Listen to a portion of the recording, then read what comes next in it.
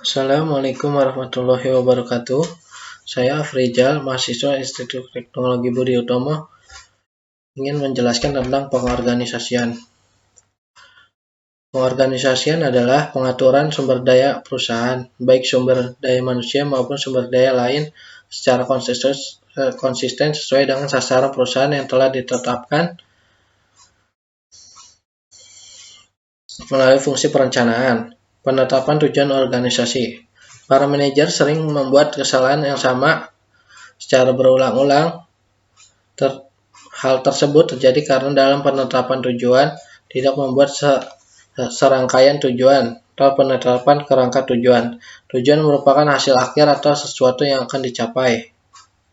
Apa itu fungsi pengorganisasian? Fungsi pengorganisasian dalam manajemen adalah proses mengatur tugas, wewenang, dan tanggung jawab setiap individu dalam manajemen.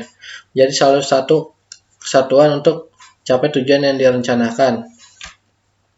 Untuk mencapai tujuan perusahaan, ada 4 fungsi manajemen. Pertama, fungsi perencanaan. Kedua, fungsi pengorganisasian. Ketiga, fungsi pengarahan. Keempat, fungsi pengawasan. Seberapa penting fungsi pengorganisasian? Coba bayangkan, jika tanpa ada fungsi pengorganisasian, semua bekerja tanpa diatur, tanpa diorganisir, siapa mengerjakan apa tidak jelas, maka hanya tinggal menunggu waktu perusahaan akan gulung tikar. Manfaat fungsi pengorganisasian. Yang pertama, manfaatnya adalah mempermudah koordinasi antar pihak dalam kelompok. Kedua, pembagian tugas sesuai dengan kondisi kekinian perusahaan. Ketiga, setiap individu mengetahui apa yang akan dilakukan. Keempat, mempermudah pengawasan. Kelima, memaksimalkan manfaat spesialisasi. Keenam, efisiensi biaya. Ketujuh, hubungan antar individu semakin rukun. 3 fungsi organizing. Pertama, adanya pembagian tugas yang jelas. Manajer puncak bisa mengkoordinasikan semua kegiatan. Ketiga, mendelegasikan wewenang dari manajemen puncak kepada manajemen pelaksana. Proses fungsi pengorganisasian. 1.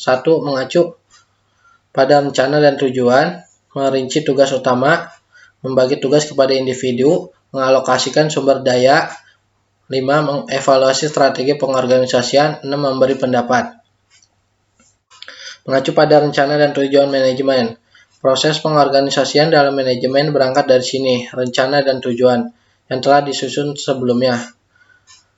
Fungsi pengorganisasian ini merupakan eksekusi dari rencana dan tujuan. Ini adalah tahap awal dalam usaha merealisasikan rencana manajemen. Dan fungsi pengorganisasian dipengaruhi dan disesuaikan dengan perencanaan. Menentukan tugas utama. Pada tahap ini, tugas utama setiap bagian manajemen ditentukan. Tugas yang diberikan berbeda, dirinci sesuai dengan bidangnya. Intinya, menetapkan struktur perusahaan supaya garisnya jelas, kewenangannya jelas, dan tanggung jawabnya juga jelas. Membagi tugas kepada individu. Tahap ini krusial. Eksekutor rencana tadi adalah individu. Keberhasilannya ditentukan oleh individu yang menjalankan. Salah menentukan orang, risiko gagal lebih besar. Mengalokasikan sumber daya. Pertama, tugas sudah ditentukan, orangnya sudah ditunjuk. Ini saatnya untuk mengalokasikan sumber daya perusahaan, dimanfaatkan, digunakan, dan memberikan manfaat yang maksimal. Semuanya diperhitungkan, digunakan, dialokasikan secara tepat.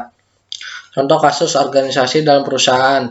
Tim proyek di PT Like Instrumenindo Jakarta dibentuk oleh pimpinan perusahaan dengan tujuan menyelesaikan suatu proyek berdasarkan persyaratan tertentu, di mana seluruh anggota organisasi dan pimpinannya merupakan bagian dari sumber daya manusia perusahaan yang secara formal membentuk tim kerja yang terdiri dari anggota dengan perilaku tertentu. Solusi dari kasus ini yaitu seharusnya manajer perusahaan tersebut harus selalu mengontrol pekerjaan karyawan-karyawan yang ada.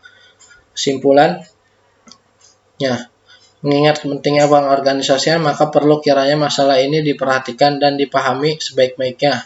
Setelah memahami pengorganisasian, maka sebaiknya diterapkan dalam bentuk aktual di lapangan.